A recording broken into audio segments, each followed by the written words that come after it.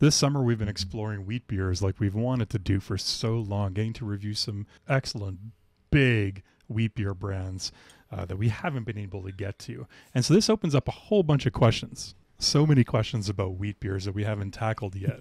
Of course, we have an amazing Inside the Brackets episode on what are wheat beers. If you are starting from scratch in your beer journey and you're not familiar with what wheat beers are, definitely go check that one out. But, Alessandro, there is a question. There's a question that I have, and there's a question that I'm sure a lot of viewers have that they would like to know. When it comes to wheat beers, there's generally three main styles that people will come across, right? So we got the regular wheat beer, we got the wit or wheat beer, and we also have the Hefeweizen. So what can we tell people about the difference between these three styles? Yeah, it's a very fair question. Yeah. I'll do my best, like to tell you what I know and what I remember from reading books and articles. Many beer books around. All the a couple. All the beer literature. But first, let me get some wheat beer in my glass, because it would be preposterous to talk about. I mean, it's a Blue Moon, but still, it's a wheat beer. It is a wheat beer. Yes. Well, one of the first things to mention, like you mentioned, three different names. Yes. Wheat beers, Hefeweizen, and Belgian white or wheat. Or white or wheat beer. You see it a lot of times. Like in this case, is Belgian white labeled on the Blue Moon. Yeah.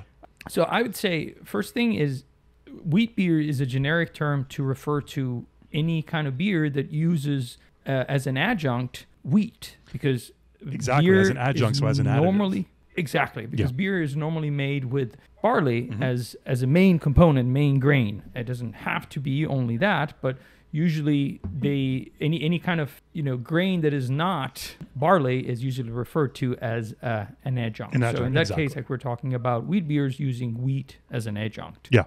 So that's kind of like the broad category. So any of the other two beers will fall into the category of wheat beers, because they do use wheat in the process. And then that wheat beer that you have in front of you there, that's where it gets interesting, right?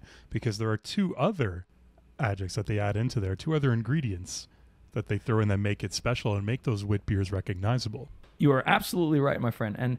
But before we get to the other two ingredients, one thing that I wanted to mention about the wheat beer is that the wheat beer is that according to the traditional recipe, it actually uses 40% of unmalted wheat, but also which I also thought was interesting, that this is traditional recipe, air-dried malt. Really? Which is, yes. I didn't know that. Which is something... I learned a new beer fact today.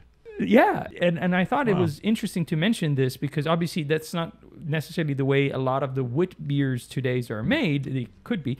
But one thing that is worth mentioning is that air-dried malt differs from malt that has been dried with temperature, because obviously it produces less of caramelizations, and therefore, certain flavors are less present in that style.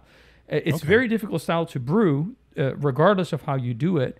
But like you mentioned, on top of using wheat in the mash, it uses two ingredients. And so the first one is the orange peel, which, I'm drinking Blue Moon. It would be, preposterous not to say that they use Valencia orange peel. The famous orange peel.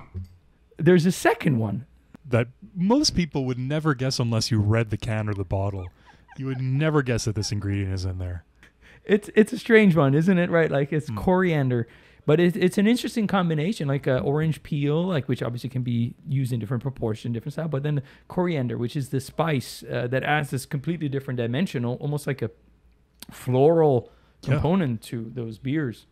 And we just learned about this in our review of Hoegaarden, where these two ingredients were originally added because the original recipe for Hoegaarden was very, very sour. And you can still, it came out in that review as well when we were tasting Hoegaarden in that environment. You got a lot of these sour notes on there. And so they added in the orange peel and the coriander to counteract the sourness of this mash that they had produced to make a beer that was a little bit more palatable. So super interesting. So that is a huge trademark of wheat beers. Very, very recognizable. So that's probably a big hallmark to be able to tell the difference between a wheat beer and a regular wheat beer. But my friend, now we get to the Hefeweizen. How is that even different? What is that even? again, like we mentioned, it's in the wheat beer family. Yeah. Hefeweizen, a German word that is made of 2 parts. Hefeweizen. Hefe is yeast. Exactly. Weizen is wheat. And Yeast and it wheat. goes to show that one of the main ingredients in the beer, apart from barley, water, yeast, hops, there's a little bit of hops, of course, but it's also wheat, and they at minimum of 50% of wheat. Mm-hmm. But an important thing to mention about Hefeweizen is the other part of the word, Hefe, and the specific type of yeast that is used. It's not a lager yeast, it's an ale yeast, particular type of ale yeast that has a specific gene that produces an off flavor, if you want.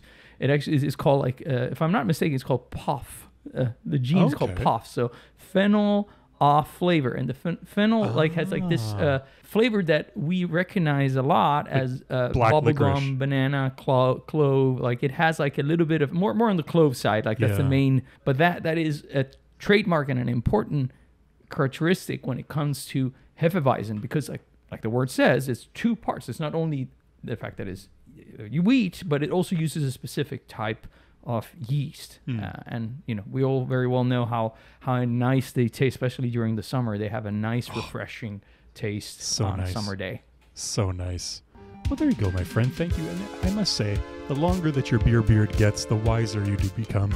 And frankly, the more in-depth answers and explanations you give us on these questions, it is always appreciated. Cheers, everybody. Let us know down below, do you have a favorite of the wheat beer categories?